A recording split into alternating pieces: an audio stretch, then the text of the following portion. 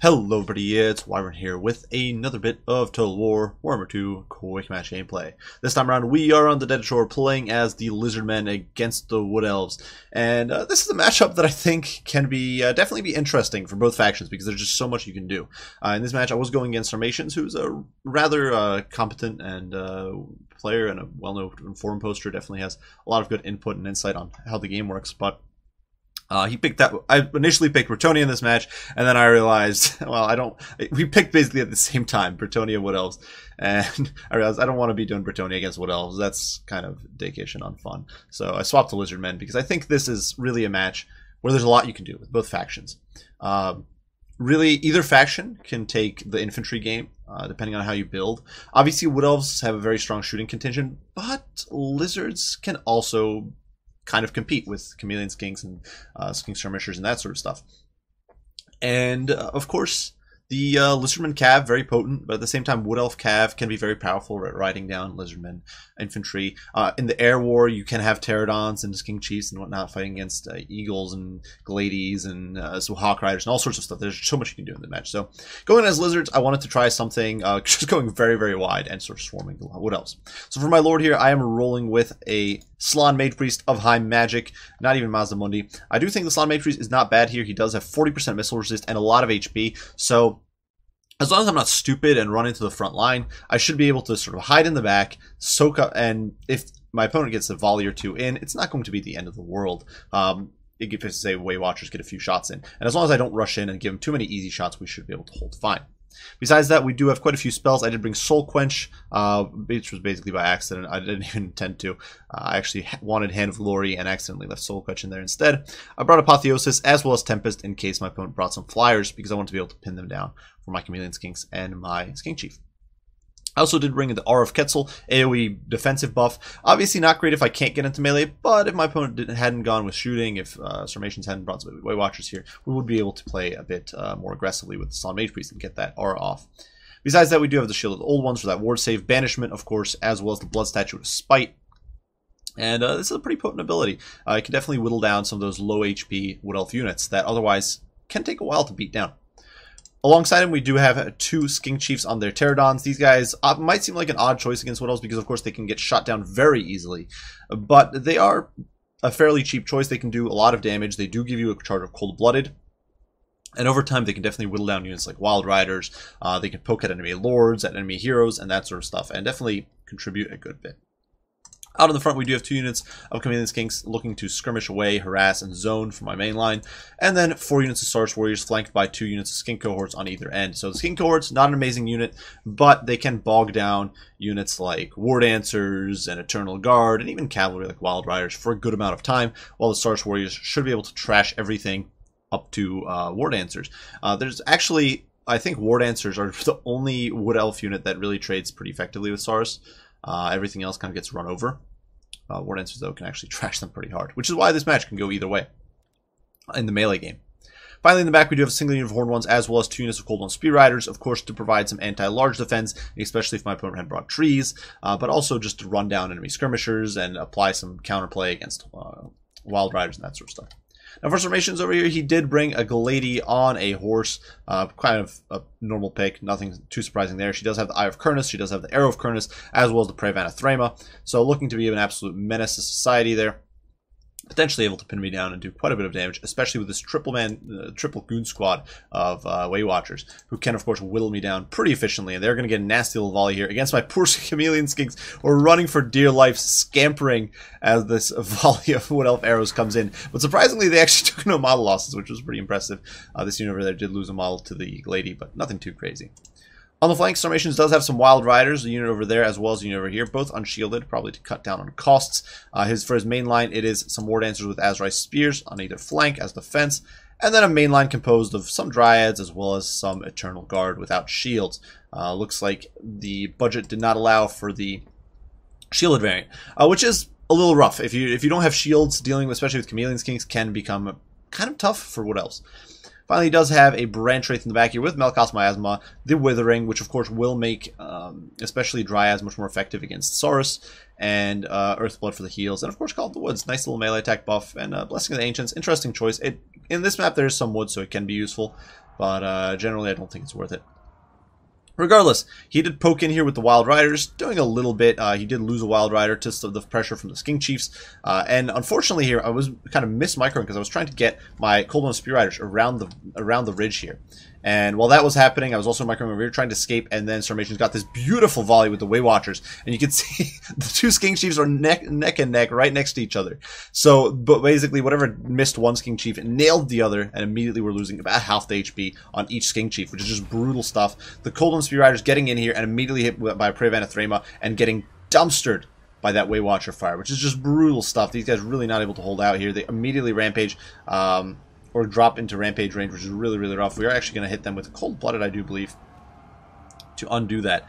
You can see the Wild Riders, they're getting a meaty charge, but, you know, Golden Spear Riders do have that 90 armor. We are going to hit them with the Cold-Blooded, which is going to keep them in the fight, and suddenly these Wild Riders are fighting something they don't want to be fighting, as the stars do collapse from the flanks. The Way Watchers, in the meantime, obviously, these guys can't be pinned. I did hit this guy with an Apotheosis, healing him a little bit, but because there's no more nets, these guys can't be pinned, so the Way Watchers now much less effective, and the Cold One Spears over chasing here a bit, but forcing the Wild Riders back. In the meantime, the lines are closing, and one of the problems here is that these Wild Riders over here, in that moment where Sarmations was dealing with this flank, these Wild Riders got stuck in on those skirmishers, got jumped by the Horned Ones, flanked by the Cold One Spear Riders, and completely torn to shreds. So this unit is down a huge amount of HP, already under 50%. And getting shredded, and those Way Watcher shots going in are probably doing a good bit of friendly fire as well because of the angle here. So the Cold One Spear Riders and Horned Ones just dumpster these guys. War Dancers coming in to try to stem the tide, but really the damage has been done. These Wild Riders will never fight the same again, and they have been basically crippled. In the meantime, on this flank, Skink Chiefs coming in from the flank, and these Skink cohorts collapsing on the War Dancers. They're not going to do great. War Dancers are a significantly superior unit, but you know, they can bog them down, and they will definitely do some damage because the armor is just so low. In the meantime, these Cold One Spear Riders were removed from play. And in the meantime, we're going to cast an Apotheosis on our Horned Ones because, of course, they are our MVP unit. They are the most valuable unit we have. And we're going to pull away from the Way Watchers, looking to get some flanks charges. In the meantime, the Slann is going to be casting a banishment over here on this blob of Dryads who've clumped up on our Chameleon Skinks, immediately annihilating them, dropping them a huge amount of HP, and at the same time, we are going to be dropping a Blood Statue of Spite on these Eternal Guard, whittling them down, making them that much weaker. Now, one of the big problems with the Slann is, of course, that it is very slow and very immobile. So, while these spells are very potent, and obviously he's not that easy to snipe, getting him into a position to get a cast against, say, the War Dancers, which would have been a better target, is actually time-consuming and difficult and annoying. So we didn't manage to do that. That said, over here, our Horned Ones, as well as our Cold One Spear Riders, are going to collapse on these War Dancers as our spears, get a meaty rear charge in, pincering these ladies, and just crushing them. Now, certainly they have immunity psychology. Certainly they're fairly tanky and resilient. But with just this much flesh and bone and steel coming in, they're going to start getting torn apart. And that is some weird graphical glitch there. I don't even know. But they are getting torn apart, and it is rough stuff. We do immediately cast an Apotheosis again on the Horned Ones, keeping them tip-top shape. It's just very valuable, or very important to keep these valuable units in good shape as long as possible. At this point, Sarmations is really starting to feel the pressure. He's still got these Way Watchers over here who are whittling me down, actually dumpstering this poor Skink Chief here, really dropping his HP. But the Stars have breached the front line. They are overrunning it. This flank completely destroyed. The Wild Riders getting run down. This unit completely shattered on 5 models. And these War Dancers, unfortunately, way out of position. They overchased against some of those Skinks, and now they're just in a terrible position. And it is worth keeping in mind, I still have 2 units of Chameleon Skinks who are now pushing back into the fray, looking to get some pot shots, and now as the cavalry breaches that line, we are going to be able to start pouring through, and there's not much to stop them. The balance of power just a few seconds ago was out of my favor pretty heavily, but suddenly, despite the nets, despite the pressure, Cold One Spear Riders are pouring through, bypassing my opponent's troops, and getting in on the Way Watchers. And as the Way Watchers start getting shut down, this balance of power is going to start shifting more and more in my favor. The Dryads here trying to commit against the Cold Ones, but once again, another Apotheosis healing them up.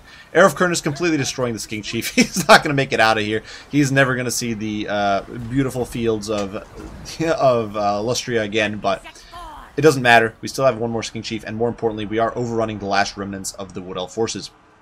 Over here, Way Watchers getting shreked. Certainly, there's these 2 units of Way Watchers still firing into the fray, but the Horned Ones are now swarming in. We have hit them with a Cold-Blooded, so they're not going to rout, and they are just pressuring these Way Watchers with brutal efficiency. And even though the Way Watchers are trying to focus these Cold Ones, it's too late for their buddies. They've been routed, and the wave continues. And of course, Skink cohorts are very, very mobile infantry, 46 speed, which is just so amazing. So once these horn ones are, if they get chased off, or if they get destroyed, or if they start getting focused too heavily, the skink cohorts can really come in there and provide some valuable support. And so as these horn ones who are almost on a chevron get in there on the Way Watchers, they do have this support. This is one of the things I absolutely love about Lizardmen, is how you can support their cav with their cheap trash infantry. Basically, it's almost like having zombie summons for vampire counts. So it's really, really cool. Over here, the Way Watchers are trying to flee, but we are going to drop a banishment in their path, trying to cut them off. Unfortunately, it doesn't really hit the unit. It kind of clips them and then runs away, but it was a fun little attempt to pin these guys in. Over here, the Horn one's rampaging, and I no longer had Cold-Blooded to control them, but it doesn't matter at this point. Similarly, these Spear Riders caught by their Azrai Spears and getting torn apart, but at this point it just doesn't matter. There's only a few Way Watchers, there is the Glady, but the infantry line is broken. You can see the Skinks are pressuring these guys down. Chameleon Skink's still very healthy. We are going to drop a shield of the old ones. Obviously, Horn ones, even though they're butchered and bloodied and really messed up, they are still a top-tier unit. They still have 22 models. And keep in mind, these guys have crazy... They've actually got splash damage, so they're going to be able to tear through this infantry even more efficiently. Blood Statue of Spite actually hits these Way Watchers, whittling them out further as the Skinks get in there with an Aura of Quetzal buffing them up. And these guys are definitely goners, and that is going to be game for the Lizards. So, the good thing about it, like, I think the good thing here for the Lizards was just the numbers you can bring. You bring so much ability to swarm. You've got all these skink cohorts which can really surround your opponent, really apply that constant stream of pressure. This map also kind of helped facilitate our strategy because, of course, the Way Watchers did have some issues getting sort of targeting in on my cavalry and that sort of stuff. This was actually something we discussed in summation at the end of the match a little bit, that it definitely did hurt. At the same time, though, I do think the design of the map made it a little more difficult for myself as well, because especially the skink cohorts that need to be flanking, the design of the map does kind of cramp you in. It does kind of narrow things down to a corridor, and obviously with especially skink cohorts, you don't want them out on their own because they will get run over by something like, say, Wild Riders. So it's something you have to be very, very wary of, in my opinion. But regardless, this sort of storm tactic really worked. Obviously, Skink Chiefs might seem like a bit of an odd choice, but I do think they can hold out well. You just have to be more careful, and honestly, my micro with this game is just not quite on point, honestly. They get picked off relatively handily by the Way Watchers, and ideally, you don't let that happen. I do think the Slan is a good way to go. You can go with Mazda Mundi. He does have nets, and you can combo that with some shooting, and it works rather well, especially against Wood Elf Flyers, but at the same time, I do personally enjoy the high magic, and normally I do like having the Hand of Glory, which we lack this game. But it gives you a sort of steady stream of cheap buffs and abilities that you can be casting constantly. Plus you do get Tempest, which can do damage to flyers, which I think is really nice, especially if your opponent brings Hawk Riders. As for the rest of it, well, yeah, I think the build worked out. The Storm Comp kind of worked. For Sarmation's build, I do think it was an interesting take. My main critique here would really be the use of Dryads. Would be one big thing I think was a bit of a mistake. Personally, I think you're better off bringing Eternal Guard with shields. The lack of shields here would make life very difficult had I gone with the various Chameleon Skink heavy build. Obviously, I personally am not a big fan of mass skirmish builds like that, especially from a faction like Lizardmen. It's just disgusting to play against and not fun in my opinion, but this sort of build I think would be very vulnerable to that sort of play, and honestly the Dryads just can't go toe-to-toe with Stars Warriors. Obviously with some debuffs from Wither and on the branch rate they can do okay, but do keep in mind they just have such low HP pools, even with the physical resistant play, and their melee defense is terrible. It's only like 24, which is really, really bad. That's like Black Orc levels of melee defense on a unit that does not have Black Orc levels of tankiness. So I think in that sense, Dryads are just not worth it. I think you're better off bringing the Eternal Guard because they can tank shooting a little bit better, and they can provide that bit of AP against monsters, and they're honestly not going to do much if any worse against Saurus. If you want to win that frontline fight, if you really want to contest it, personally, I think you want to go with normal War Dancers because they can do all right there. Otherwise, though, you know, I do think this was a reasonable build. Definitely, I think a little bit of a lack, perhaps, of backline defense. I personally prefer Hawk Riders in this matchup over Wild Riders for backline defense, but that's a personal preference. You can definitely make Wild Riders work. They definitely have a spot here, especially if you bring the shielded variant, though. Even the unshielded variant can do some work. Early on, they definitely dumpstered some of my skinks pretty heavily. But really, that would be my main sort of critique. Is Dryads, in my opinion, are just not worth it in this match. Eternal Guard, definitely a better choice, and I think you want some alternate backline defense, but it can definitely be a little bit rough Otherwise, you can go with Starfire Shafts, especially if you're going with more offensive build. You can, in my opinion, go with Starfires rather than Way Watchers. And they'll do basically the same job, but much cheaper. Like 3 units of Starfire Shafts here would cost you 500 less per model, or 450 maybe less gold per unit. So it leaves you with another 1150 or so, or no, 1350 or something on the map, which is crazy. That's a huge amount of resources you can then free up, and those Starfire Shafts will still do the trick against monsters. So that's my 2 cents.